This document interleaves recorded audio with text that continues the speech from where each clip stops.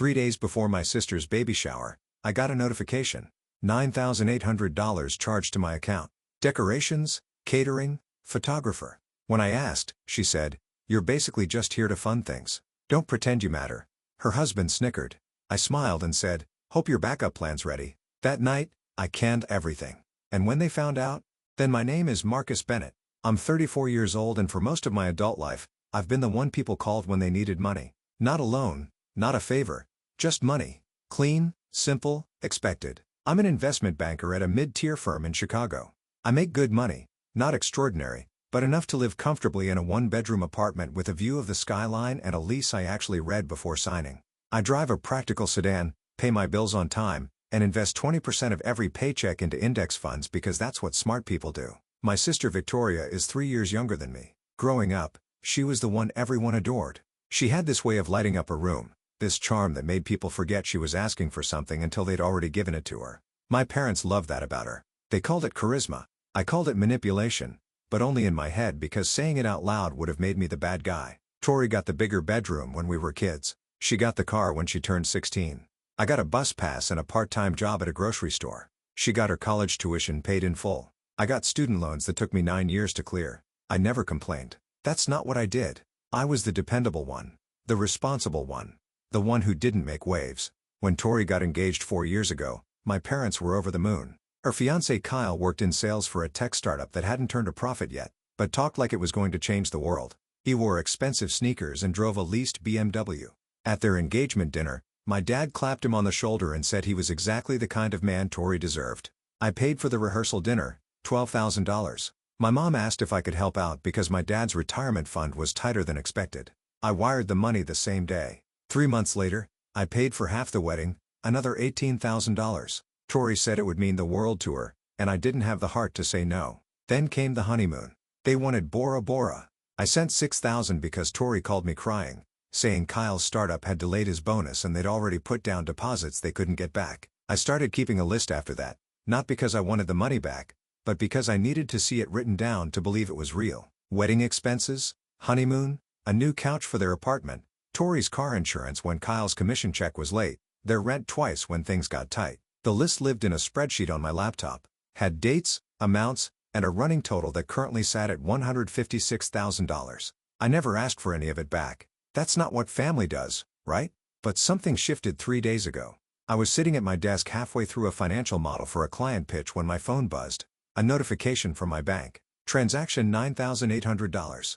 Merchant Premier Event Planning LLC. I stared at the screen. I didn't recognize the charge. I hadn't bought anything. I opened my banking app, pulled up the transaction details, and saw the description. Baby shower, decorations, catering, photographer, my sister's baby shower, the one happening this weekend, the one I've received a polite invitation to last month, printed on thick cardstock with gold foil lettering. I sat back in my chair, the glow of my monitor reflecting off my glasses. She'd used my card. She hadn't asked. She'd just taken it. I picked up my phone, hesitated, then put it back down. I didn't call her. Not yet. Instead, I opened the spreadsheet. I scrolled to the bottom, added a new line, and typed in the date and amount. $9,800 baby shower. The total updated automatically, $16,5800. I stared at that number for a long time. The office around me hummed with the low noise of keyboards and muted conversations, but I didn't hear any of it. I thought about calling. I thought about texting. I thought about letting it go the way I always did. But then I remembered her voice from last Thanksgiving, laughing at the dinner table, saying I was lucky I didn't have kids because I wouldn't know what to do with all that extra money anyway. I closed the laptop. I drove to Tori's house the next day after work. She lived in a subdivision 30 minutes outside the city, one of those neighborhoods where every house looked the same except for the color of the shutters. Hers had gray shutters and a white Range Rover in the driveway that I'd helped finance 8 months ago when her lease was up.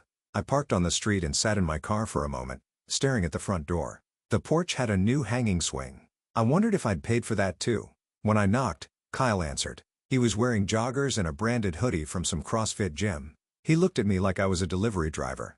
"Marcus, what's up, man? Is Tori here?" "Yeah, she's in the nursery. Come in." I stepped inside. The house smelled like vanilla candles and fresh paint. There were boxes stacked in the corner of the living room, all labeled in Tori's looping handwriting. Baby clothes, diapers, toys. I heard her voice from upstairs talking on the phone, laughing. Kyle gestured toward the kitchen. "Want a beer or something?" No, I just need to talk to Tori. He shrugged and walked back toward the couch where a basketball game was paused on a screen the size of a window. Tori came down a few minutes later, her phone still in her hand. She was 6 months pregnant.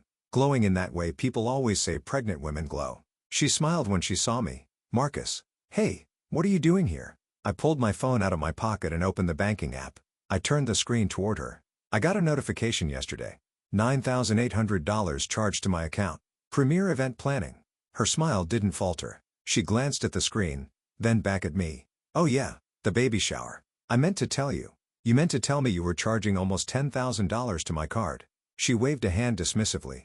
I figured you wouldn't mind. You always help out. You didn't ask. Marcus, come on. It's not like you can't afford it. You make good money. Kyle looked over from the couch, smirking. I felt something tighten in my chest. That's not the point, Tori. You used my card without asking. She sighed. The kind of sigh you give a child who's being difficult. Okay, fine. I should have asked, but honestly, it's just easier this way. You know how stressed I am with the baby coming. I didn't want to deal with payments and deposits and all that. Easier for you. Yeah, easier for me. She looked at me like I was supposed to agree. Like, this was reasonable. Look, you're basically just here to fund things anyway. Don't pretend you matter beyond that. The room went quiet. Kyle laughed. Not a small laugh, a full snicker, like she just told a good joke. Tori didn't even look at him. She just stood there, phone in hand, waiting for me to say something. I didn't move. I didn't raise my voice. I just looked at her, at this person I'd spent 16 years supporting, protecting, bailing out. And I smiled. Hope your backup plan's ready. Her expression flickered. Confusion maybe, or annoyance? What? I slid my phone back into my pocket. Nothing. Forget it. Enjoy your shower. I turned and walked toward the door. Kyle called after me, still laughing. Dude, don't be so sensitive. I didn't respond. I got in my car, closed the door, and sat there for a moment. My phone buzzed. A text from Tori. You're being dramatic. It's just money. I stared at the message. Just money. I thought about the spreadsheet, the running total, the years of wiring payments and covering bills and saying yes when I should have said no. I opened my banking app and navigated to the payment management section. Premier Event Planning, Auto Pay Authorization. I canceled it. Then I opened my email and searched for every vendor confirmation related to the baby shower. Decorator, caterer, photographer, venue rental. One by one, I started composing cancellation requests. My hands were steady. My breathing was calm. I wasn't angry. I was done. I didn't go home right away. I drove around for a while. Windows down, letting the cool evening air fill the car. The city lights blurred past, streaks of white and red against the darkening sky. I didn't have a destination. I just needed to move. When I finally pulled into my apartment building's garage, it was past 9. The elevator ride up to the 14th floor felt longer than usual. The hallway was quiet. Everyone else was probably having dinner with their families, watching television, living normal lives, where sisters didn't treat brothers like ATMs. I unlocked my door and stepped inside. The apartment was dark except for the glow of the city through the windows. I didn't turn on the lights. I just stood there in the doorway, keys still in my hand, letting the silence settle around me. You're basically just here to fund things. Don't pretend you matter beyond that. Her words replayed in my head over and over like a song I couldn't turn off. I walked to the kitchen and poured myself a glass of water. I drank it standing at the counter, staring at nothing. The glass was cold in my hand. I focused on that. The temperature, the weight, anything except the hollow feeling spreading through my chest. I thought about every time I'd said yes. The wedding, the honeymoon, the car, the rent, the couch, the insurance, the deposits, the emergencies that were never really emergencies. I thought about the time Tori called me at midnight crying because Kyle had spent their grocery money on concert tickets and she didn't know how they'd eat that week. I'd sent $500 within 10 minutes. She never paid it back. She never even mentioned it again. I thought about last Christmas when my parents gave Tori a diamond necklace and gave me a gift card to a restaurant I'd never been to. $50. I'd smiled and said thank you. And later that night, I'd covered Tori's heating bill because she'd texted saying it was overdue. I set the glass down and walked to my desk. My laptop was still open, the spreadsheet glowing on the screen. I sat down and scrolled through it slowly, reading every line. 16 years, $165,800. I wasn't angry. That was the strange part. I thought I'd be furious, but I wasn't. I just felt tired. Tired of being invisible. Tired of being the dependable one. Tired of pretending that any of this was normal. I opened my email and started going through the vendor confirmations I'd found earlier. The venue was first. A boutique event space downtown with floor-to-ceiling windows and a private garden. I'd been there once for a work event. It was beautiful. Tori had chosen well. I copied the cancellation policy from their website and drafted an email. Due to unforeseen circumstances, I need to cancel the reservation for November 30th under the name Victoria Bennett. Please confirm receipt and process the refund to the original payment method. I hit send. Next was the caterer, a company that specialized in organic, locally sourced menus. Tori had probably spent an hour picking out the perfect tiny sandwiches and fruit arrangements. I wrote another email, sent it. The photographer, the decorator, the dessert vendor. One by one, I canned everything. My phone buzzed. A text from my mom. Tori said you stopped by. Is everything okay? I stared at the message. I could see her in my mind sitting on the couch in the house I grew up in, worried that I'd upset her golden child. I didn't reply. I finished the last cancellation email, closed my laptop, and leaned back in my chair. The apartment was still dark. The city still glowed outside. And for the first time in 16 years, I felt like I could breathe. The confirmation emails started arriving around 6 o'clock in the morning. I was already awake, sitting at my kitchen table with coffee, watching the sun come up over the lake. My phone buzzed with each one. Premier event planning, cancellation confirmed. Refund processed. Bloom and Gather catering. Reservation canceled. Deposit returned. Stella Rose. Photography booking removed. Payment reversed. I read each one carefully, then archived them. My coffee was still hot. The apartment was quiet except for the hum of the refrigerator. I thought about the first time I realized I was different from Tori in my parents' eyes. I was 11. She was 8. It was my birthday, a Saturday in July. My mom had promised me a party at the arcade, the one with the go-karts and the laser tag arena. I'd been talking about it for weeks, circling the date on the calendar in my room, counting down the days. The morning of my birthday, Tori woke up with a stomachache. Not serious, just uncomfortable. My mom felt her forehead, checked her temperature, and declared she needed to rest. We'll do your party next weekend, Marcus. Tori's not feeling well. I remember standing in the kitchen doorway, still in my pajamas, watching my mom make Tori toast and ginger ale. I didn't cry. I just nodded and went back to my room. Next weekend never came. My mom said we'd missed the booking window. And anyway, wasn't I getting a little old for arcade parties? I got a cake from the grocery store and a card with $20 inside. Tori got a trip to Disneyland for her 8th birthday 3 months later. I learned something that day. I learned that my needs came second, that my disappointment was manageable, that I was the one who could handle it. I carried that lesson into adulthood like a suitcase I never unpacked. My phone buzzed again. A text from Tori. Why are vendors calling me about cancellations? I set my phone face down on the table and took another sip of coffee. Another text. Marcus, what did you do? Then another. Call me. I didn't call. Instead, I opened my laptop and pulled up my bank account. I navigated to the automatic payment section, the place where I'd set up recurring transfers years ago without thinking twice. Tori's car insurance. $340 a month. I clicked cancel. Tori's gym membership. The boutique place with a juice bar and the yoga classes. $180 a month. Cancelled. The storage unit where she kept furniture from her old apartment. The one she'd been meaning to sort through for 2 years. $95 a month. Cancelled. Each click felt methodical, clean. There was no anger in it, just clarity. My phone started ringing. Tori's name flashed on the screen, her photo from last Christmas smiling up at me. I let it ring. It went to voicemail. 10 seconds later, she called again. I silenced my phone and opened my spreadsheet. I added a new column labeled Recurring Monthly. I started filling it in with every subscription, every automatic payment, every small transfer I'd set up over the years that I'd stopped noticing.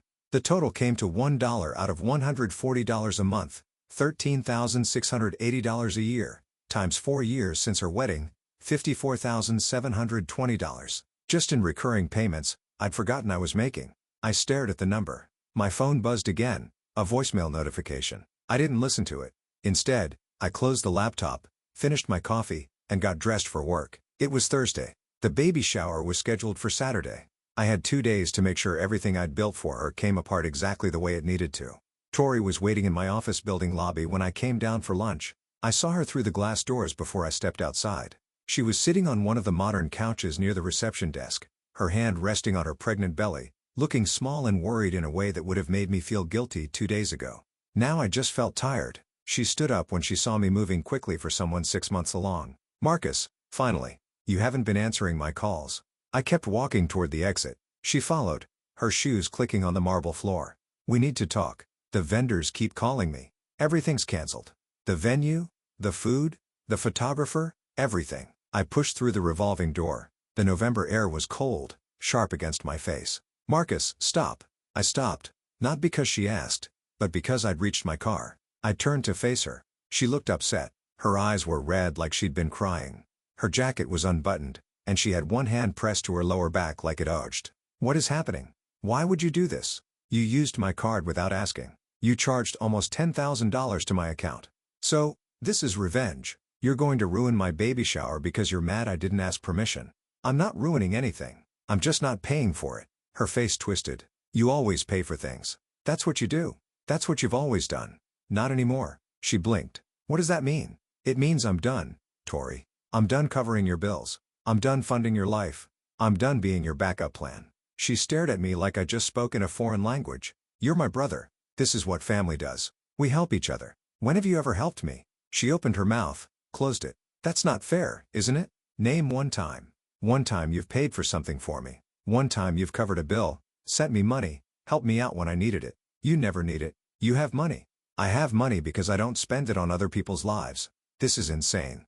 Her voice was rising now, loud enough that a couple walking past turned to look. You're being selfish. I'm about to have a baby. This is one of the most stressful times of my life, and you're making it worse. I didn't make anything worse. You did. When you took my card, when you assumed I'd just pay because I always do. Because you're supposed to. You're my big brother. You're supposed to take care of me. I looked at her. Really? Looked at her at this person. I'd spent 16 years protecting, funding, supporting this person who just said I was supposed to take care of her like it was written in stone somewhere. I'm not your ATM, Tori. I never said you were. You did 2 days ago in your living room. You said I was basically just here to fund things. That I didn't matter beyond that. Her face went pale. I didn't mean it like that. Yes, you did. Marcus, come on. I was stressed. I wasn't thinking. You were thinking exactly what you always think. That I'll say yes. That I'll cover it. That I'll make it easy for you. I pulled my keys from my pocket. I canceled your car insurance this morning and your gym membership and the storage unit. Her eyes went wide. You what? Every automatic payment I've been making for you. They're done. All of them. You can't do that. I just did. She reached for my arm. I stepped back. Marcus, please. The shower is in 2 days. I have 60 people coming. I can't just cancel. Then you better find another way to pay for it. With what money? Kyle's commission check doesn't come until next week, and we're already behind on the mortgage. Not my problem. The words came out flat, cold, final. She stared at me, tears starting to slide down her face. I can't believe you're doing this to me. I'm not doing anything to you. I'm just stopping doing things for you.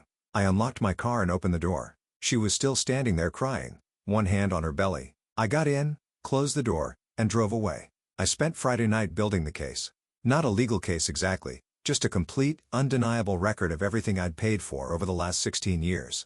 Every wire transfer, every Venmo, every check, every credit card charge that had gone toward making Tori's life easier. While mine stayed exactly the same, my kitchen table was covered in printed bank statements. I'd gone back through every account I'd ever had, pulling transaction histories, highlighting relevant charges in yellow. The pile grew as the evening wore on. Wedding deposits, honeymoon flights, car payments, rent, utilities, insurance, furniture, emergency vet bills for a dog I'd never met. I created a master document, a timeline, year by year, month by month, every single payment organized by category. Housing assistance $34 out of $200, vehicle expenses $28, house $100, insurance and subscriptions $54, average $720, events and celebrations 36 hours $400, emergency funds and bailouts $11,980. The spreadsheet I'd been keeping was helpful, but it wasn't complete. There were things I'd forgotten, small transfers I'd made without thinking, $20 here for gas, $50 there, for groceries, $100 for a phone bill. I added them all. By 11 p.m. I had a document that was 19 pages long. Total amount paid to or on behalf of Victoria Bennett 2009 to present $165 and $800. I saved it, backed it up to 3 different cloud services, emailed a copy to myself. My phone had been buzzing all evening. Texts from Tori, from my mom, from Kyle. I'd stopped reading them after the first few. Tori, please call me. We need to fix this. Mom, what's going on with you and your sister? She's very upset. Kyle, dude, you're being a real piece of work. She's pregnant. I didn't respond to any of them. Instead, I opened a new document and started writing a letter. Not an apology, not an explanation, just a statement of fact to my family. This is a complete accounting of every financial contribution I have made over the past 16 years. I am providing this not to demand repayment but to make clear that my role as an automatic funding source is over. Effective immediately, I will no longer be covering expenses, emergencies, or lifestyle costs for anyone but myself. This is not negotiable. This is not temporary. This is permanent. I attached the 19-page document. I saved it as a draft. I wasn't ready to send it yet. My phone rang. My dad this time. I let it go to voicemail. A minute later, a text from him. Your mother and I are very disappointed in you. I stared at that message for a long time. Disappointed, not concerned, not curious about my side of things. Just disappointed that I disrupted the system that worked so well for everyone except me. I thought about calling him back, explaining, defending myself. But I knew how it would go. He'd tell me Tori was under a lot of stress, that I was being selfish, that family was supposed to support each other. He'd make me feel guilty for setting a boundary the same way he'd made me feel guilty for wanting an arcade party when I was 11. I deleted the text without responding. I pulled up my bank account one more time and checked the pending transactions. All the refunds were processing, the venue deposit, the catering fee, the photographer's retainer. By Monday, it would all be back in my account. Money I'd earned. Money I'd been planning to spend on a vacation I kept putting off because someone always needed something. I opened a travel website and started looking at flights to Iceland. I'd always wanted to go Reykjavik in winter. The northern lights, quiet and cold and far away from people who only saw me as a wallet. I added a trip to my cart. 7 days. A nice hotel, tours, rental car. Total cost $3, $400. I stared at the checkout button. Tomorrow was Saturday, the day of the baby shower that no longer existed. I wondered if Tori had told people yet. I wondered if she'd found another venue, another caterer, another way to make it work. I hoped she hadn't. I clicked book now. The confirmation email arrived 30 seconds later. I smiled. Saturday morning started quietly. I woke up at 7, made coffee, and sat by the window watching the city wake up. The sky was gray, threatening rain. Perfect weather for a disaster. The first call came at 8:47 a.m. My mom. I didn't answer. The second came 3 minutes later. Tori, ignored. Then Kyle. Then my mom again. Then a number I didn't recognize. By 9:30, I had 14 missed calls and 22 text messages. I opened the messages and read them in order.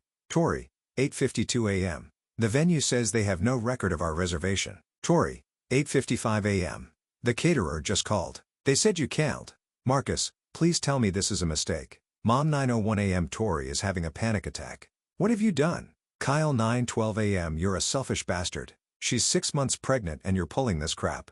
Tori, 9:18 a.m. People are already on their way. 60 people, Marcus. 60 people expecting a party that doesn't exist because of you. I set my phone down and finished my coffee. At 10:15, someone knocked on my door. Hard, insistent pounding that echoed through the apartment. I looked through the peephole. My dad. I opened the door. He looked older than I remembered. Grayer, tired, but his expression was pure anger. What the hell is wrong with you? Good morning, Dad. Don't give me that. Your sister is in tears.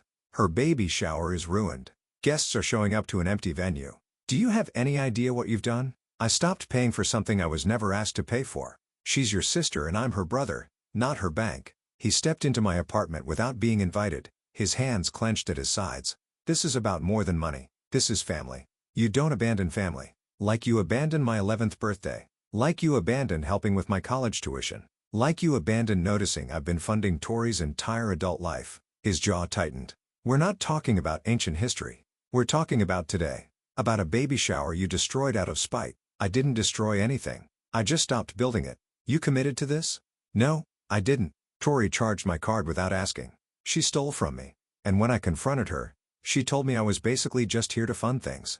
He was quiet for a moment. She didn't mean that. Yes, she did. I walked to my laptop and opened the document I'd prepared the night before. Do you want to know how much I've given her? How much I've paid over 16 years? This isn't about tallying debts. $165,800. I turned the screen toward him. That's how much. Weddings, honeymoons, cars, rent, insurance, gym memberships, emergency vet bills, storage units. I have every transaction documented. Dates, amounts, descriptions. He stared at the screen. His face went pale. You never said anything because I thought that's what family did. I thought I was helping, but I wasn't helping. I was enabling. I was letting all of you treat me like an ATM that never runs out. That's not fair, isn't it? When's the last time any of you asked how I was doing? When's the last time Tori paid for anything for me? When's the last time you treated me like I mattered beyond my ability to solve problems with money? He didn't answer. My phone buzzed. A text from Tori. Kyle and I just had the worst fight of our lives. He's saying we can't afford this baby. He's saying it's my fault for depending on you. Marcus, please, I'm begging you. Fix this. I showed my dad the message. He read it. His expression unreadable. Are you going to help her? I closed my laptop. No. She's your sister. She's an adult who needs to learn that actions have consequences. That you can't treat people like they're disposable and expect them to keep showing up. My dad looked at me like he didn't recognize me. When did you become so cold? When I realized being warm just meant getting burned. He turned and walked to the door. He stopped with his hand on the handle, his back to me. Your mother and I are very disappointed in you. I know you texted me that already. He left without another word. I stood in the silence of my apartment, listening to the door click shut. My phone buzzed again. Another text. Another plea. I turned it off completely. Outside, the rain finally started to fall. The fallout took 3 weeks to fully unfold. I watched it happen from a distance, like observing a building collapse in slow motion. The baby shower became neighborhood gossip. 60 guests showed up to a venue that had no reservation, no food, no decorations. Tori tried to salvage it by hosting people at her house, but without catering or coordination, it fell apart within an hour. Someone posted about it on social media. The comments were not kind. Kyle's startup laid him off 4 days later. Something about restructuring and market conditions. Without his income, they couldn't cover their mortgage. I learned this from my mom, who called me crying, begging me to reconsider. She's going to lose the house, Marcus. They're 2 months behind. The bank is threatening foreclosure. I listened. I didn't offer solutions. You could fix this. You have the money. I'm not fixing anything. She hung up on me. Tori sent me an email a week later. Long, rambling, desperate. She apologized for what she'd said. She explained how hard things were, how Kyle was drinking more, how scared she was about the baby coming, how she didn't know what to do. At the end, she asked if we could talk. I replied with one line, I hope you figure it out. I didn't hear from her again. My dad stopped speaking to me entirely. My mom sent occasional texts, brief and cold, updating me on family news like I was a distant acquaintance. Tori had the baby in February. A girl. They named her Emma. They moved into a smaller apartment in a cheaper part of town. Kyle got a job at a car dealership. I sent a gift card when Emma was born. $100, the same amount my parents used to give me for birthdays.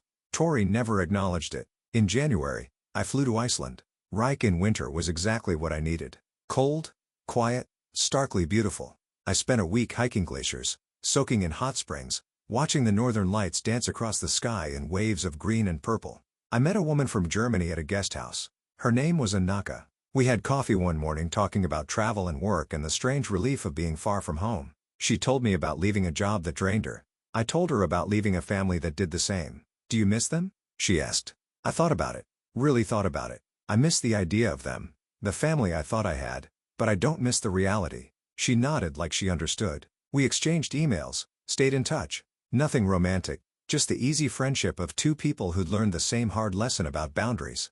When I got back to Chicago, my apartment felt different, lighter. I'd replaced the furniture I'd been meaning to replace for years. I'd started going to a climbing gym. I'd opened an investment account specifically for things I wanted, not things other people needed. My spreadsheet was still on my laptop, but I didn't open it anymore. I didn't need to. The numbers had served their purpose. One evening in March, I was cooking dinner when my phone buzzed. A text from an unknown number. This is Tori. New phone. I just wanted to say I'm sorry for everything. I understand if you don't want to talk. I just needed you to know. I read it twice, then I deleted it. Not out of anger, not out of spite, just out of acceptance that some chapters close and forcing them open again only causes more damage. I finished cooking, poured a glass of wine, sat by the window, and watched the city lights flicker against the night sky. Somewhere out there, Tori was figuring out how to live without me, and I was finally learning how to live for myself.